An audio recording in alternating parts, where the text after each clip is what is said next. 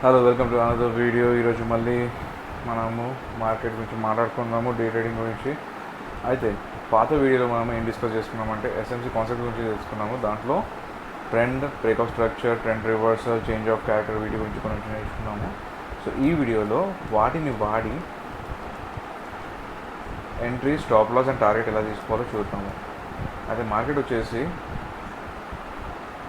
Down ట్రెండ్లో నుంచి market structure shift చేసి అప్ ట్రెండ్కి వెళ్ళింది అనుకున్నాము. అయితే ప్రతి చోట మనకి ఆర్డర్ బ్లాక్స్ అనేది ఫామ్ అవుతూనే ఉంటాయి. సో ఎక్కడైతే మనకి మార్కెట్ స్ట్రక్చర్ షిఫ్ట్ ఉంటుంది కదా, ఆ పాయింట్ దగ్గరనే మోస్ట్లీ మనకి order block or breaker block దొరికే ఛాన్సెస్ ఉంటుంది. Order block or breaker block వచ్చేసి మార్కెట్ స్ట్రక్చర్ షిఫ్ట్ దగ్గరనే దొరుకుతుంది. అండ్ ఇన్బ్యాలెన్సెస్ కూడా ఆల్మోస్ట్ దీని దగ్గరలోనే ఉంటాయి. Imbalances or order block. Imbalances అంటే మనం ఫేర్ వాల్యూ గ్యాప్స్ గురించి చూస్తున్నాం. సో పాత వీడియోలో మీరు చూడకపోయి ఉంటే మీకు ఫేర్ వాల్యూ గ్యాప్ అంటే ఏంటో, మార్కెట్ స్ట్రక్చర్ షిఫ్ట్ అంటే ఏంటో, ఆర్డర్ బ్లాక్స్ అంటే ఏంటో అర్థం కాకపోయి ఉండొచ్చు. సో ఐ సజెస్ట్ యూ ఆ వీడియో ఫస్ట్ వాచ్ చేయండి. ఆ వీడియో చూసిన తర్వాత ఈ వీడియోకి రండి. సో దట్ మీకు entry, stop loss and target గురించి అర్థమవుతుంది.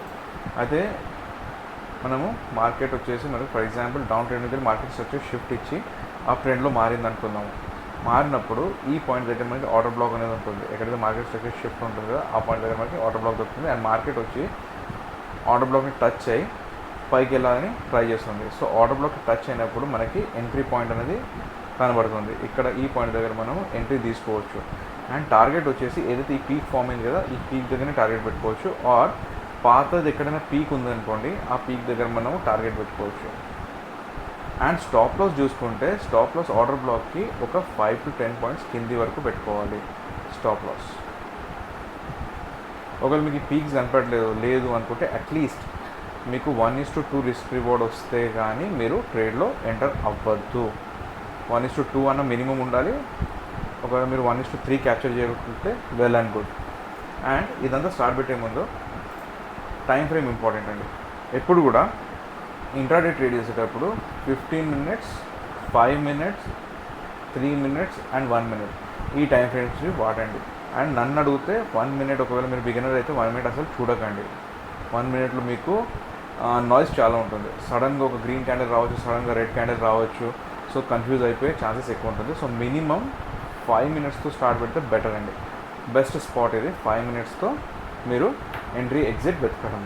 కాకపోతే కొంచెం వెయిటింగ్ టైం ఉంటుంది అనుకోండి. కాకపోతే మీ దగ్గర పేషెన్స్ లేకపోతే అసలు ట్రేడింగ్ చేయలేరు. పేషెంట్గా చూస్తూ ఉండండి.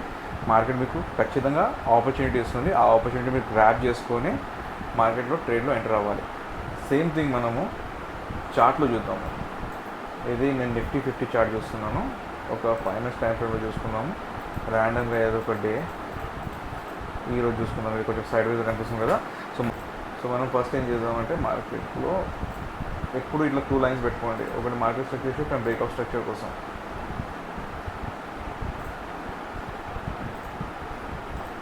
This is my market structure shift line MSS. And ఈ పాయింట్ దగ్గర నేను బ్రేక్ ఆఫ్ స్ట్రక్చర్ లైన్ పెట్టుకుంటాను. ఇది break of structure and market structure.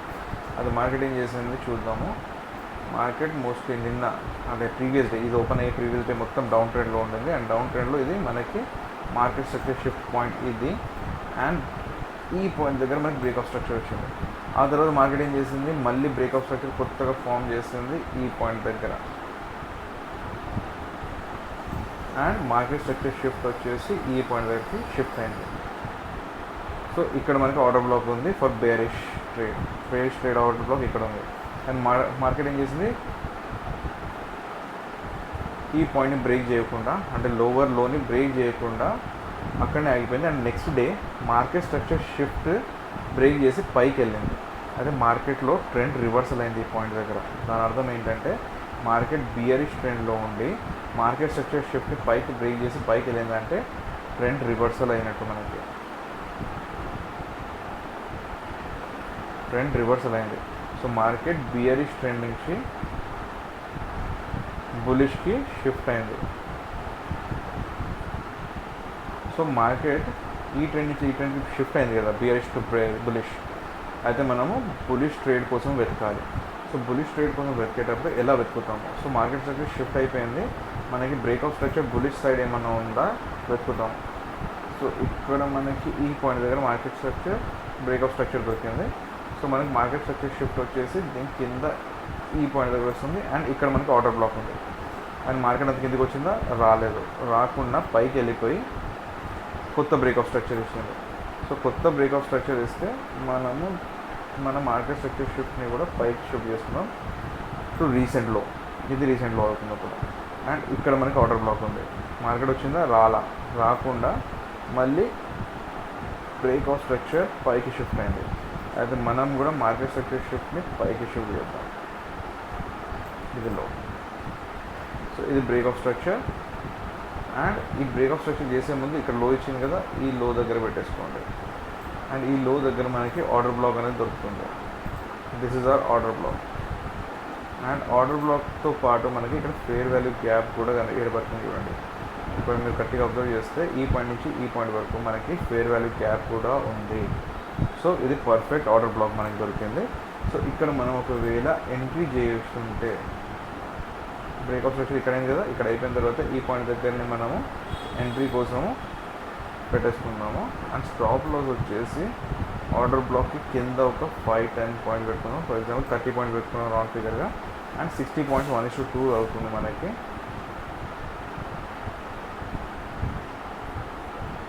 So 1:2 risk reward ratio.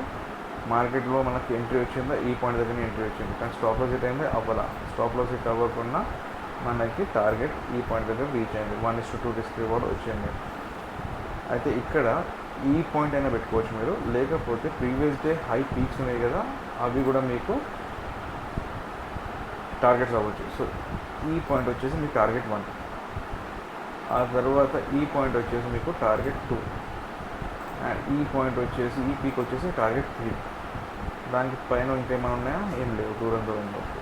So ఈ 3 టార్గెట్స్ మీరు అచీవ్ చేయొచ్చు ఒకవేళ మీరు ట్రైలింగ్ స్టాప్ లాస్ పెట్టుకుంటూ వెళ్తే. అది రీచ్ అయిందా మనకి, టార్గెట్ 1 అయితే సేమ్ డేనే రీచ్ అయిపోయింది. కాకపోతే టార్గెట్ 2 కోసము నెక్స్ట్ డే వెయిట్ చేయాల్సి వచ్చింది. అండ్ నెక్స్ట్ డే టార్గెట్ 2 కూడా వచ్చింది. అండ్ నెక్స్ట్ డేనే మార్కెట్ ట్రెండీ అయిపోయి మనకి టార్గెట్ 3 కూడా ఇచ్చింది.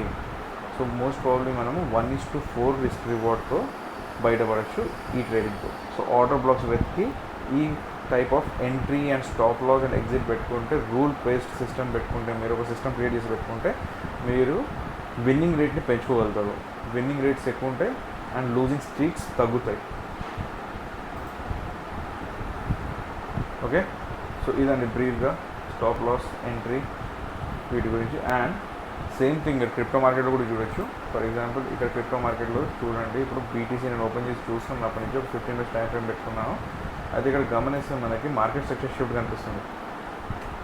మీరు కరెక్ట్గా చూడండి, ఇక్కడ మార్కెట్ వచ్చేసి అప్ ట్రెండ్లో ఉంది. చూడండి, ఇక్కడ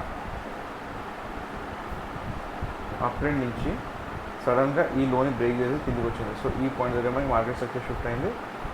సో బ్రేక్అప్ స్ట్రక్చర్ కోసం వెయిట్ చేద్దాం. అండ్ ఇక్కడ మార్కెట్ స్ట్రక్చర్ షిఫ్ట్ ఉంటుంది. నేను పెన్తో కాకుండా నార్మల్ దాంతో గీసి చూపిస్తాను. So this is your market structure shift now. And ఈ గాట్ బ్రేక్అప్ స్ట్రక్చర్ హియర్. ఇది బ్రేక్అప్ స్ట్రక్చర్ వచ్చింది, మార్కెట్ స్ట్రక్చర్ షిఫ్ట్ వచ్చింది. అండ్ మనకి ఇక్కడ ఆర్డర్ బ్లాక్ కూడా దొరికింది. ఫేర్ వాల్యూ గ్యాప్ ఉందా, లేదు, కానీ ఆర్డర్ బ్లాక్ ఉంది. మార్కెట్ టచ్ చేసిందా, చేయకుండా ఏం చేసింది, మళ్ళీ బ్రేక్అప్ స్ట్రక్చర్ ఇచ్చేసింది. ఇక్కడ బ్రేక్అప్ స్ట్రక్చర్ ఇచ్చింది అయితే మనకి మార్కెట్ స్ట్రక్చర్ షిఫ్ట్ పాయింట్ కూడా రీసెంట్ లో దగ్గరకు వచ్చేస్తుంది. ఇది రీసెంట్ హై ఈ పాయింట్ దగ్గరకు వచ్చింది. ఈ పాయింట్ దగ్గర మనకి ఆర్డర్ బ్లాక్ ఇది బ్రేక్అప్ స్ట్రక్చర్ దీని తర్వాత ఇచ్చింది కదా, నెక్స్ట్ ఆర్డర్ బ్లాక్ ఇది మనకి. So this is our order black, ఈ పాయింట్. అండ్ మార్కెట్ ఏం చేసింది, పైకి వచ్చింది, బ్రేక్అప్ స్ట్రక్చర్ ఇచ్చిన తర్వాత అక్కడికి టచ్ అయిందా, అవ్వాల. బట్ ఇక్కడ చూడాల్సిన విషయం ఏంటంటే మనకి ఇక్కడ టచ్ అవ్వకపోయినా ఫేర్ వాల్యూ గ్యాప్ లోపలికి వచ్చింది మార్కెట్.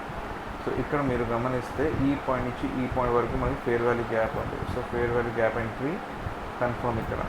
సో మార్కెట్ వచ్చేసి ఫేర్ వాల్యూ గ్యాప్లో టచ్ చేసానికి కింద పడుతుంది, లేకపోతే అట్లీస్ట్ ఇదైతే మిడిల్ పెద్ద క్యాండిల్ కనపడుతుంది కదా, దీనికి సెంటర్ హాఫ్ అయినా వచ్చేసి కింద పడుతుంది. సో దీని హాఫ్ ఇదే కదా, ఆ హాఫ్ దగ్గరకు వచ్చింది, వచ్చి మళ్ళీ కిందికి పడుతుంది. సో ఈ పాయింట్ దగ్గర మనకి బేరిష్ ఎంట్రీ ఉంటుంది. స్టాప్ లాస్ వచ్చేసి ఆర్డర్ బ్లాక్ కొంచెం పైన పెట్టేసుకొని టార్గెట్ వచ్చేసి ఈ పాయింట్ వరకు పెట్టుకుంటే ఫస్ట్ టార్గెట్ T1 ఈ point 1:1.8 second target which is 1:3.7. So ఇది ట్రేడ్ కుదరవచ్చు, మోస్ట్ ప్రాబబ్లీ మార్కెట్ ఇక్కడ వరకు వెళ్ళచ్చు బిట్ కాయిన్. ఓకేనండి, ఈ వీడియోలో ఇంతేనండి. నెక్స్ట్ వీడియోలో మనము స్ట్రైక్ ప్రైస్ కలెక్షన్ చూద్దాము అండ్ ఆప్షన్ గ్రీస్ గురించి మాట్లాడతాం.